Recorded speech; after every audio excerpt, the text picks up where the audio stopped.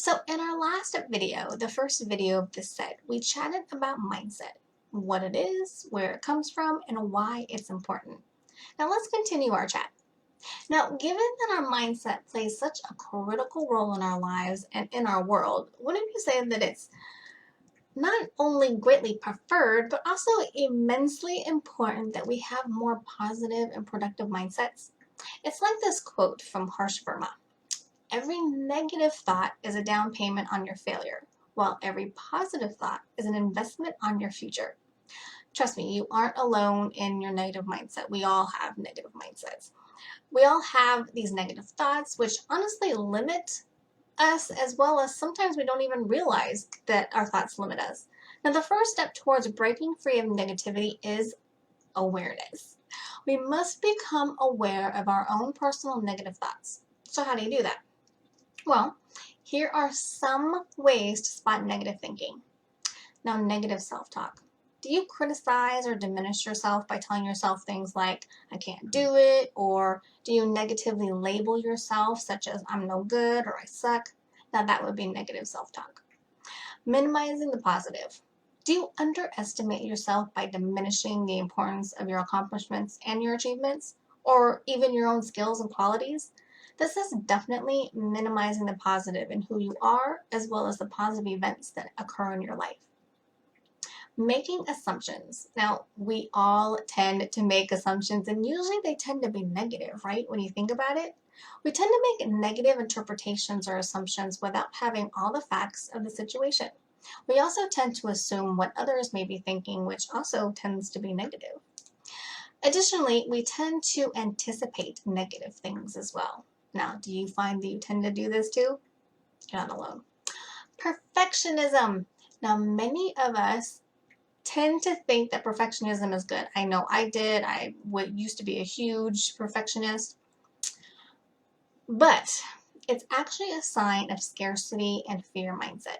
This can look like motivating yourself using should and or must. If you don't do things exactly by your standards, you feel bad or not worthy. Procrastination is another one. We tend to procrastinate when we're afraid of putting ourselves out there because of fear of failure, success, uncertainty, judgment, criticism, or even rejection. Procrastination is a sign of a fear mindset. Constant worry or anxiety. Now, typically we tend to worry or have anxiety about something that we lack, and that is almost always on our minds.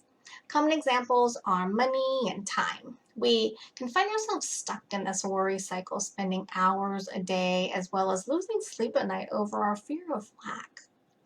Okay, judgment, also known as secret envy.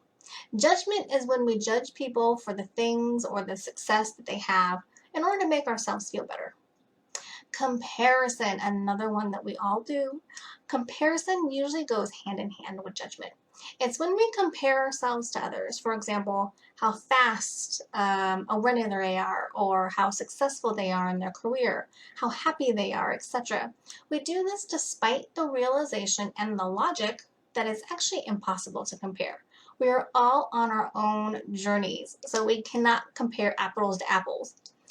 External motivation. Now, this is where your worth and identity are motivated by external things like cars, a house, a job title, money, or success, rather than actually being attached to your core values, your ambitions, and your personal goals.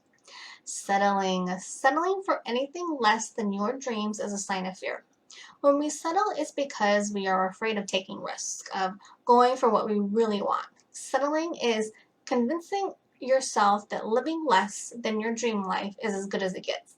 When we settle, we tend to forget how to dream, and we compromise by believing we are being realistic. People pleasing, another common one. I'm sure we can all relate to this. When you're afraid to disappoint people or get rejected, we subject ourselves to fear-based people pleasing and self-sacrificing behaviors that can typically lead to us feeling resentful. Numbing. We all tend to do this in one way or another, and a lot of times we don't even realize it. I know I didn't. We numb ourselves in different ways, including using food, alcohol, technology, or excessive busyness. We numb ourselves because our fear causes us inner pain and turmoil. Unfortunately, the numbing only hides or temporarily dulls our inner turmoil and ultimately destroys our self-esteem. Indecision. When you're afraid, you avoid making decisions. Just bottom line. Control freak. Are you a control freak? Our fear and negativity can make us feel the need to micromanage. Being fearful can make us feel like we're being tossed around, shaped and defined by others or by the circumstances of life, hence the need to micromanage. Chronic illness. If you are chronically ill or you get sick a lot, whenever we experience negativity, it can trigger stress, and stress decreases our immunity and puts us at risk of illness and disease and makes it harder for us to heal. So what do you think? Can you spot negativity or negative thinking in yourself or in your life? Do you resonate with any of these signs? Chances are that you do, and being aware is the first step to breaking free of negativity. You now have a starting point to overcome your negative thoughts and have more positivity in your life and in your thoughts. So as always, I hope that you found this helpful. I'd love to hear your thoughts, comments, or questions. Just comment away below.